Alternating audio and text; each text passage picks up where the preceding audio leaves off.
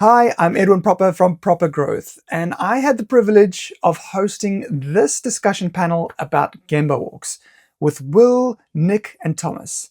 They teach us about how they do their Gemba Walks. We then hear from Mr. Umemura how he focuses on standard work and reducing inventory. And then Mr. Amezawa talks about a theme he has when he goes for a Gemba Walk. And there's just so much more. So check it out. Hello, everybody. My name's Edwin Proper, and I have the privilege and honor to stand with these three lean maniacs. And our topic today is Gemba Walks. And this word gets thrown around a lot. I don't think hopefully after this, it's going to sink in. Before we start the questions, I want to get some audience feedback. Put your hand up. If you do Gemba Walks, put your hand up. Okay. Keep your hand up if you spend 80% or more of the time on your Gemba. 80%, right? 80%? 80% or more. Okay. How about all the time?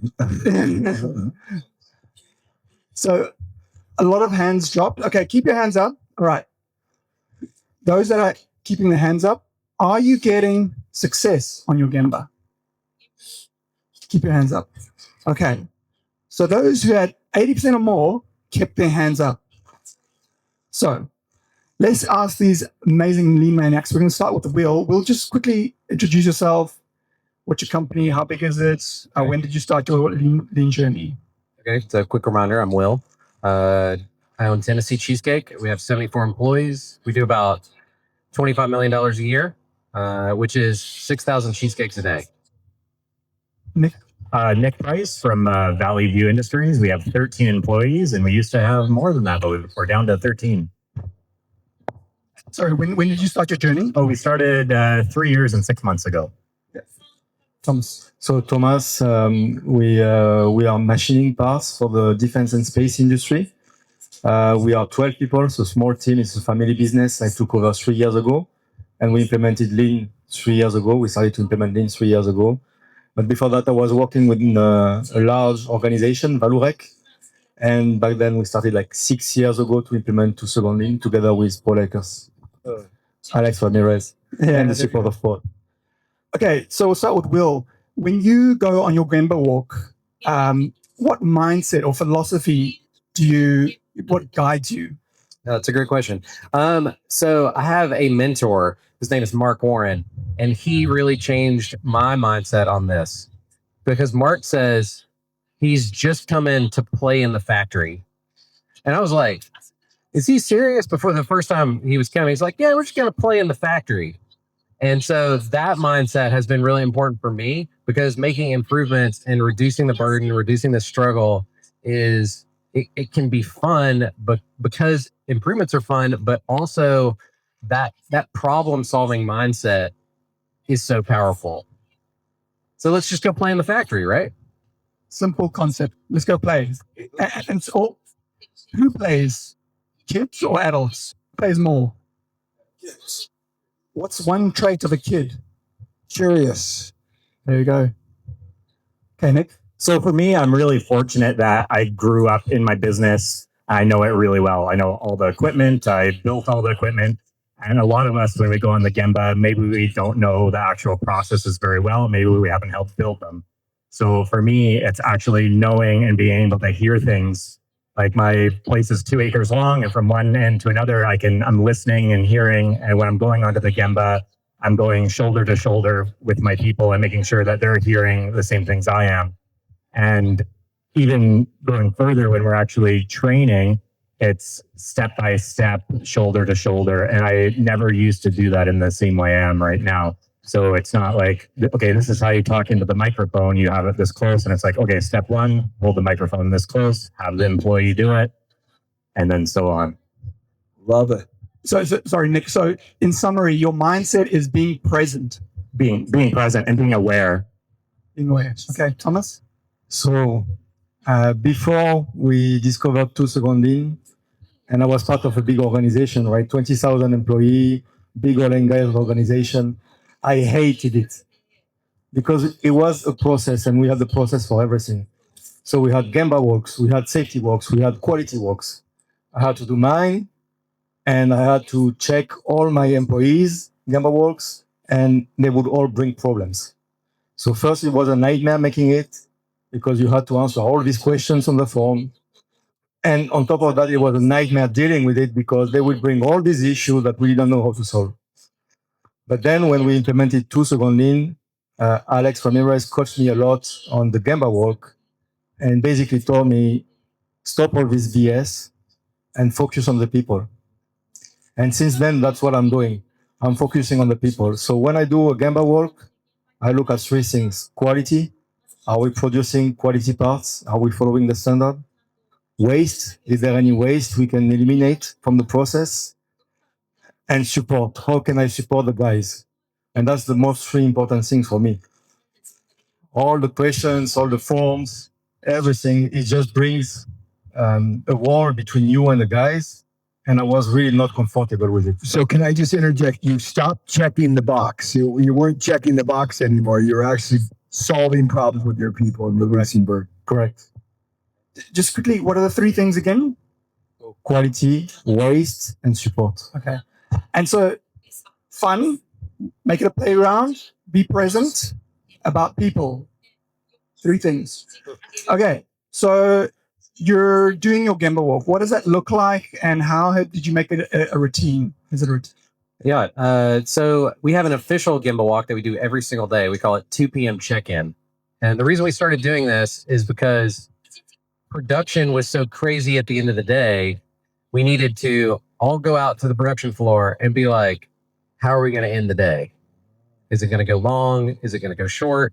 And this turned into a Gemba walk because we started to combine it with this program that we do. Some of you guys might have heard of turn back boards. We do a very similar thing. We call it OFI, Opportunity for Improvement. So after the 2 p.m. check-in, all the managers go to each OFI board and we review the opportunities for improvement every day. And somebody, if there's a new one, will claim it and move it through the process. So as we're doing that, we're going to the different departments of the bakery. So looking for burden, looking for struggle, like you would do in a normal Gemba walk. And so you made the routine pretty easy by saying 2 o'clock. 2 You o'clock. know exactly who and what you're looking for. Exactly. Okay. Next community. For me, I had a really nice big brown office chair that was in an office hundreds of feet away from my shop. And my employees would come up all the time. And I learned to look at my feet. And so I want everyone to stand up right now. Please stand up. Okay, look at your feet. So when there's a problem, look at your feet and get them out onto the shop floor. That's literally what I do. I got rid of my office. I sold my office building and I have a small desk in my shop floor. So I'm always on the Gemba. So very It's the important. only way it should be done. It's the only way. The only way it should be done. But that's the thing. So even still, when there's a problem and someone's coming from a different department and they're coming and talking to me, I look at my feet and I hold them. Let's go. So it's basically Genji Genbutsu. Go see. Go and see. Go walk. Go see. Go to the problems. So I sit at the desk, but I cannot stand more than 5 minutes. So I'm always moving. But what I'm doing for my Gemba walks is that I have 2 types of Gemba walks. One during the day, during the working day. I make sure I meet with every single employee and I spend time with them talking and asking questions and watching them during the process. And I'm trying and I'm improving on that, but I'm trying not to point out problem, but to ask the question, what do you think about this? What do you think about this quality? How are you doing this? So that's something that I'm learning to do more and more. And so, sorry, I forgot the question. I'll say yes, the process. What's the routine? So What does it look like? that's the one during the day. Then once the day is finished, I go to each one of the workstation and I look at the productivity because I don't want to bother the guys with the productivity during the day. I don't want to add pressure. But at the end of the day, I look at the productivity, where the productivity was up to the standard. I look at the quality of the products. And from time to time, I ask the guys to leave the machine on so I can run the machine. I'm doing that because I like it, and also because I'm not a machinist. So what I can do is push a button and control the quality of the part. If I cannot do it, it means that we need to improve. If there is some complex process built in the machining process, then it means that something needs to improve. And then the next day, I come and talk to the guy shoulder to shoulder, and I ask him, do you see any problem in the quality? Most of the time they know. They say, yes, we have to debug this, but I'm doing it manually because we didn't put it in the process already. Or yes, we can improve this, but they know. But all I'm doing is asking the question. And then if it's a quality problem, then they will bring the quality problem during the morning meeting and explain what is the problem and what they are going to do to improve. Okay, very good. Okay, my last question is, how do you know that your Gemba walk was successful? Yeah, that's a great question. It's a hard question because sometimes, has anyone ever gotten in an improvement rabbit hole? Do you guys know what this is? Right? Improvement leads to improvement, leads to improvement, leads to improvement. And it can feel like you didn't get accomplished what you went out to do. But when that happens to me, I always just kind of take a step back and realize that I got out on the Gemba. I was there. I'm the owner of the company. I'm making improvements. It doesn't matter if I walked into no paper towels in the bathroom and then I walked into a missing Kanban and then I had to improve an inventory slot. Like that's part of a Gemba walk. It doesn't necessarily have to be like focused on your value stream. Like you don't need to be making like some kind of game-changing improvements every day. So I try not to measure it too hard, I think would be the answer. Nick, for you? Can you ask the question again? So how do you measure that your Gemba walk was successful? That you actually So I just go with what my people are saying. Usually they'll come up to me and then like the problem solved and they've solved it or they're excited. So they're just generally happy. So I'm just measuring it basically by smiles and good attitudes out on the shop floor. Not like, oh, we have this problem again and it's not fixed and I don't know how to fix it. And so if my people are learning and the problem's gone, then it's been successful. so you're reducing burden. Yes. Exact same for me. So quality of changes we had, or the coaching moment, as if I'm leaving and the guy has a smile on his face, it means we did a good job together to solve a problem. If he's leaving and I see he's scratching his head and angry or whatever, it means I didn't do my job right because we are not solving problems. Basically solving problems. And here, if I may, I have some questions or a question for Mr. Umemura and Mr. Amezawa. In the Toyota way, they talk about scientific thinking. So when you go to the Gemba, we often assume things, and when we actually should be looking for facts. So how do we get better at looking for the facts and not being misled by our own minds of the assumptions? So my main purpose of Gemba Walk is, first I will look at the work, and I always inspect if the worker is following the standard or not. When I watch them, I can tell if somebody is skipping some steps.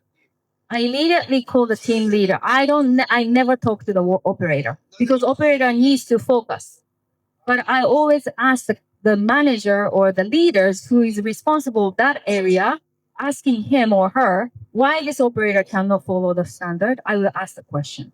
And regarding on the Kaizen, the small Kaizen is the most important part to achieve something big. If I see some problems, how the team leaders, the way of manage the Gemba, I don't tell them immediately.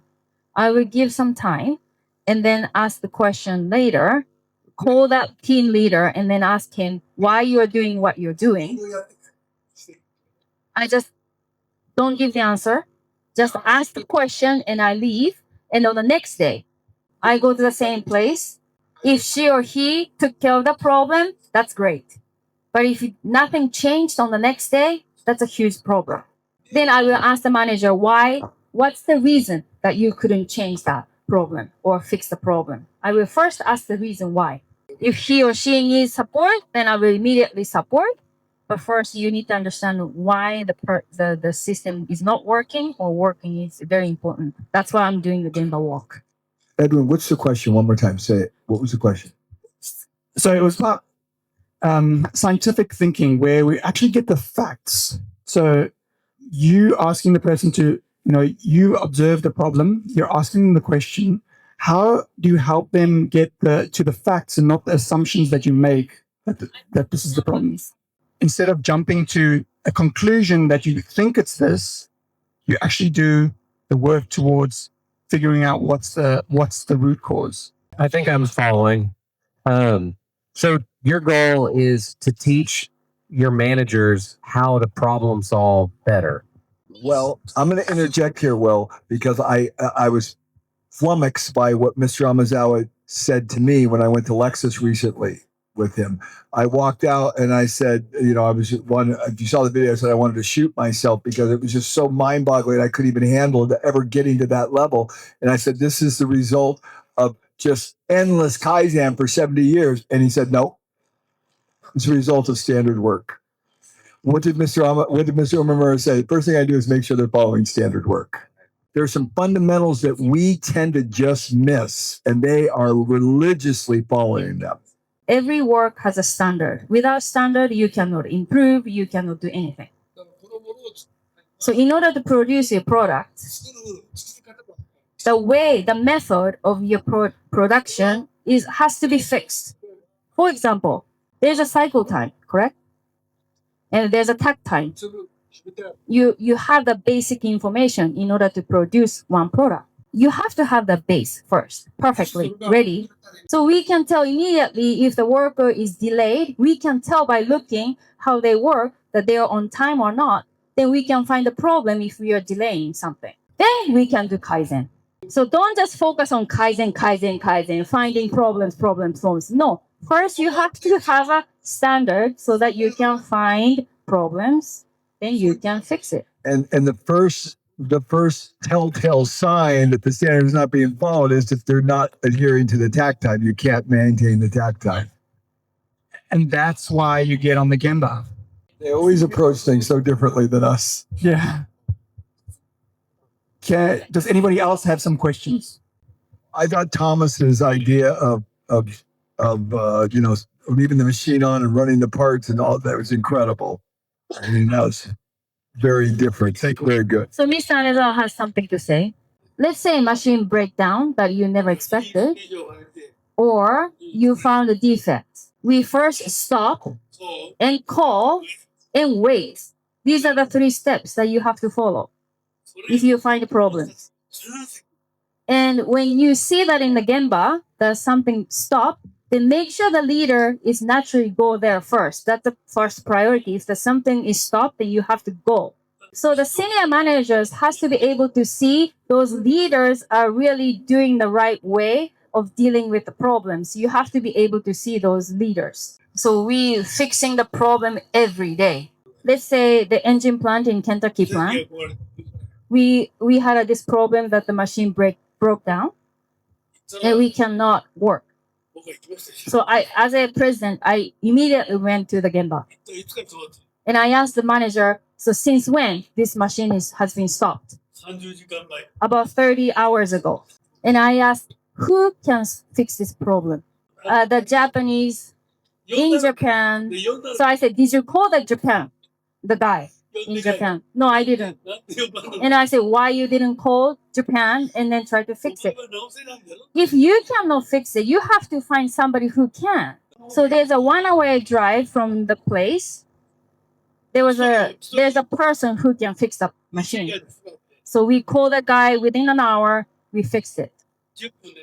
Within 10 minutes, we fixed the problem after waiting for 30 hours. So for us as a senior management, it's really depending on how you develop your leaders. So can I interrupt you? So that's interesting because now what I heard Mr. Amezawa say, when you go on the Gemba, you're not just watching for standard work. You're watching to make sure the leaders are following standard work. Make sure that the leader knows what they're doing. And adding to one more thing, everybody is familiar with Hoshin Kanri. So let's say you have a Hoshin Kanri as a president, you want to make this company in this way. Make sure you don't do it by yourself. You have your management team, make sure they understand your vision or Hoshin Kandi of that year, and make sure we are following that direction. So your target is, yes, Gemba is always important, but your main role as a CEO, as a top management, is to train your senior teams. Through challenge. Well, what he's trying to get at is the top leader sets the Hoshin, the vision for the company that they're going, and then all people underneath the company, from the junior leaders, all different levels of management, including the bottom people, make a declaration on what they're going to do to achieve and support the Hoshin on a daily basis.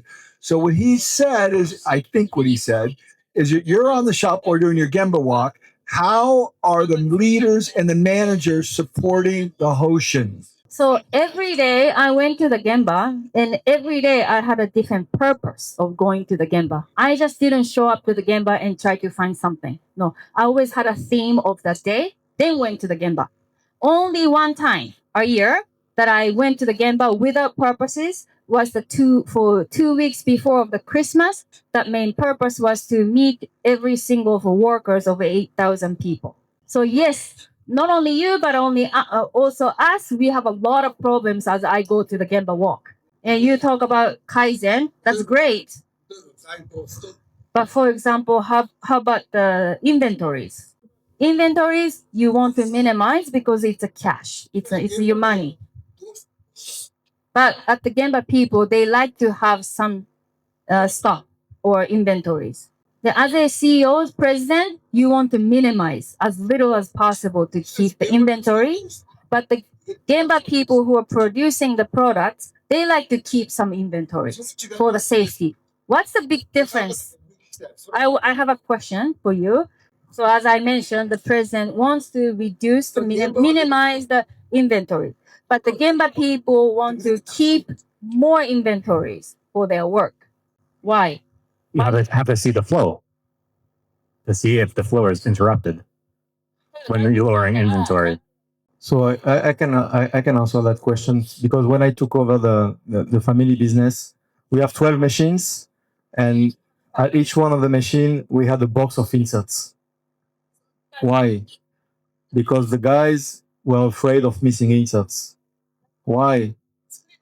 Because we were not managing inserts properly.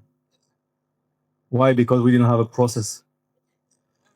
So in the end, what we did is, instead of having 12 boxes of insert at each one of the machine that you multiply by the number of different inserts, I told them, guys, we're going to have a standard process with a safety stock. And as long as you dig in that safety stock, you send me a message and I order. And once we have that process and the guys are confident that the process is solid and they will not miss resources, then we manage to reduce inventory. It's because they know that if they don't, they won't be able to do that job properly. So a great example, he said, so we're walking the Gemba looking that the inventory is not excessive and that it's at the right level. So beautiful example. Isn't the inventory a symptom of a deeper problem? Like if there's too much inventory, it shows that there's not enough flow. Well, it shows that you don't trust the process. You have excess inventory in case there's a breakdown. But if your machines are managed correctly, the Kanbans are managed correctly, the suppliers are managed correctly, the inventory can be very small. So always your people has to have a good patience, because we always think we never be late to deliver our product to Toyota. But because we have a lot of problems, we want to keep the inventories, let's say. So you can tell if you visit the company and if you see the level of inventories, you can tell what kind of level this company is. So for us, keeping the inventory is a taboo. You can't do that for Toyota. We have to deliver. We must deliver on time of the quantity that they ordered. So you have to have a very tough Gemba. So what is Very tough strict. Gemba? Very strict. There's this word strict. Can I ask a technical question? What does that look like as far as like some kind of accounting metric, like annual inventory turns? Do you even think about stuff like this? Is this some kind of metric that Toyota cares about? It's a half a day inventory. I mean, they're running with a half a day inventory. Very simple. Within a few days, we have inventories of what day. For example, we have raw material. We're gonna start stamping. We have a minimum of. We have a safety stock. So in total, we have 6 days of inventory from the raw material to the shipping. You might not believe this, but Toyota, they all have the numbers of how much of the inventory of the raw material between safety inventory. We know how much that is in numbers. We all total 0.7 days to 0.9 days of inventory. That's the only inventory that Toyota carries among all the sales number. So 0.7 days to 0.9 days, not even a day of inventory that Toyota carries. And they're making 2,500 cars per plant globally. So in Toyota case, suppliers like us are very well trained by Toyota. So we know that how to manage the inventories. So between Toyota and Tier 1, we have only 2-hour inventory. That's it. So if the supplier has a problems, then immediately Toyota people go down to the supplier and fix the problem. We support and help. So please do not carry inventories. That's what Toyota says to the supplier. And no penalty. Toyota will never give you penalty if you make mistake. Even though you stop the line, but if I stop the line for Toyota, then I have to pay the penalty. But I never stop in my life. I never stop Toyota line. So we are very serious to handle the Very inventories. strict. Yes, There's that word strict strict. again. Why? If you have inventory, you as a president, you feel relaxed. Oh, we have inventory, so no worries. We don't want to have that mindset in each level of Toyota families, including suppliers, even us. Let's say one of the machines broke down, and for 10 days we cannot use this machine. We have only 6 days of inventory. Then we're gonna eventually stop Toyota line. And people ask me, what are you gonna do in that case? If you are in big trouble like this, that you could, it's a possibility. You have a possibility that you could stop the Toyota line. Then you will gather as a team and you will put all the wisdom that you have, including your experiences, and you're going to fix it. So you will not need 6 days to fix the problem. One day, everybody has 24 hours, correct? So 1 week, we have 7 days.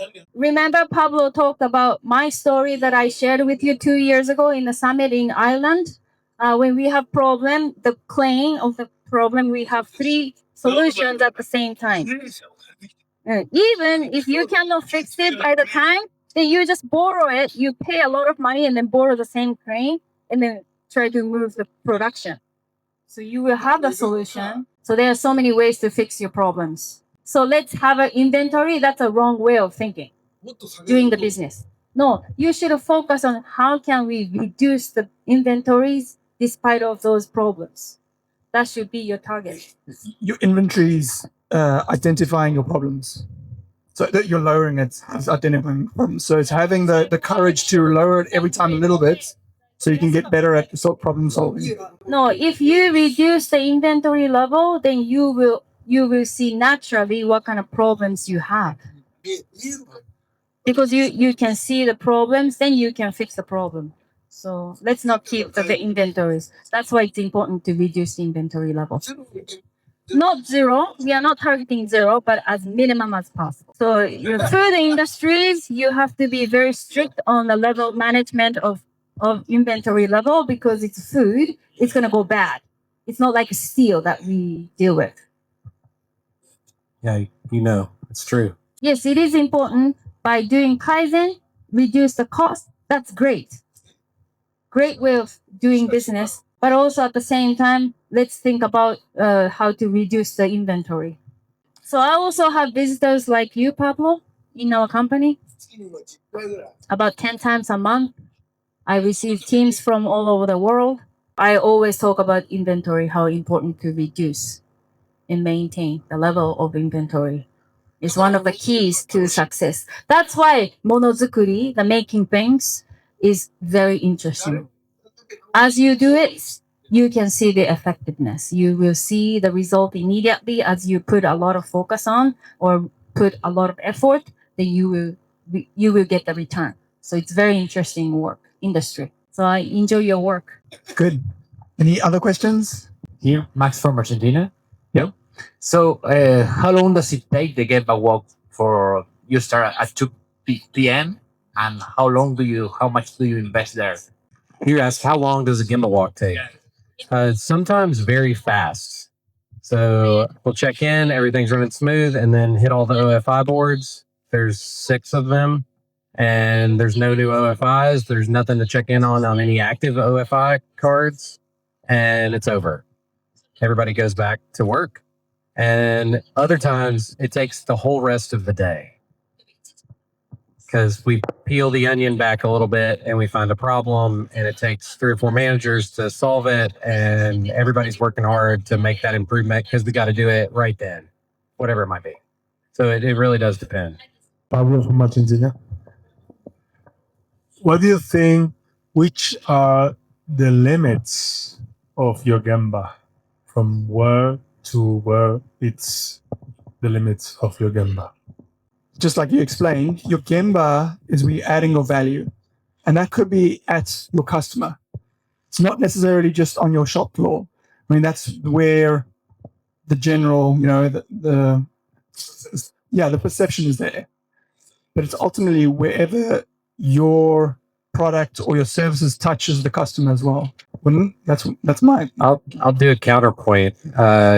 We are way too early at this to have any other Gemba except the production line and the production floor. Because we're not even good at that. Like, we're still real bad at that. So we're just staying like razor focused on this like place where value happens.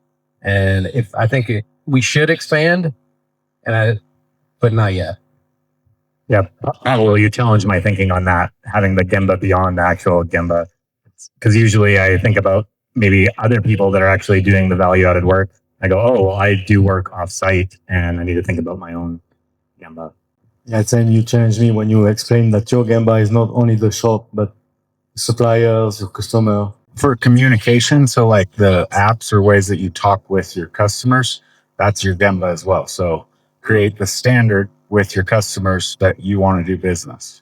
You mean like electronic communication out into the internet and Digital world. Perfect example is the truck drivers that come in. We've promoted or used Voxer with them. Extremely uncomfortable and hesitant at first. They hated it. I got a couple of guys to start using trucker lingo or stupid things, but then got the other team on board. Now we're using the walkie-talkie app with 13 drivers, 5 of my employees. I can check in and see every single thing that's been said to the truck drivers too. Hey, was there some irritation, or you know what I mean? So it's a history as well. Anybody else? Abraham?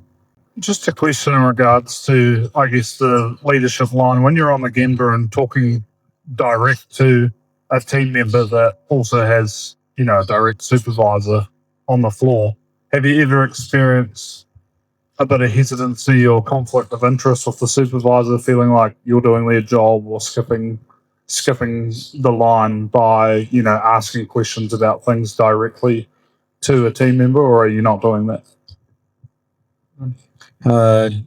No, because, and I'll steal this from Paul. And Paul told me recently they're truth tellers, and I was like, that really rings true with me.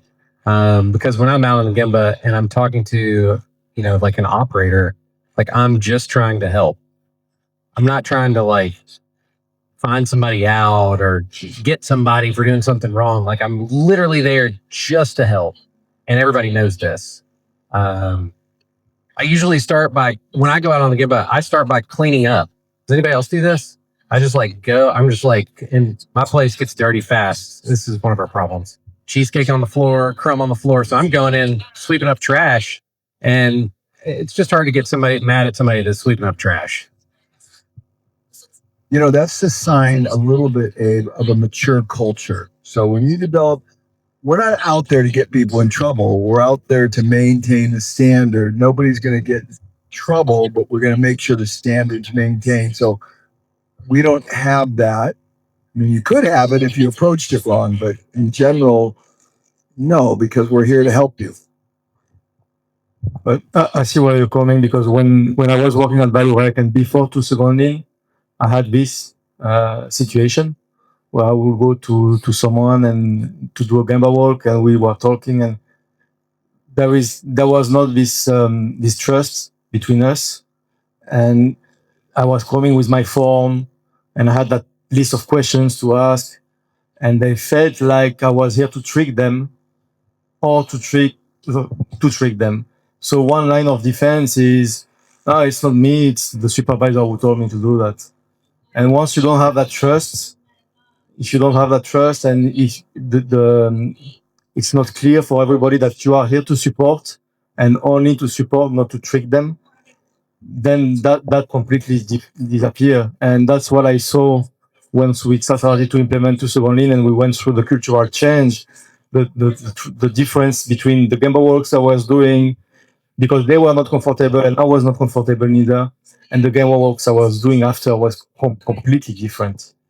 And I think it has to do with trust and also making sure that they understand that you are here to support, nothing else. So I just want to add something. Just can you hold that for me? Sure. Okay, so say there's a problem, and it was Adam Steck who taught me this. He said, if there's a problem here and there's the employee, you say there's a problem. There's a problem. You look at the person, there's a problem. Versus take the person in the hand and say, there's the problem, Nick. What can we do about it? Oh, we can work on this together. Yeah. So even if we walk around the problem, we're side by side, you see the problem. It's not against. Exactly. You just change that mindset. Something I learned from Adam Steck. Yeah, that's a really good one. I love that one. Any other questions? Jeff from USA, Sam Learning Paul. Yeah, good job. Mr. Amezawa, I feel like I heard you say that when you do your Gemba walks, you go out for a specific purpose. Is that correct? How do you determine what those are?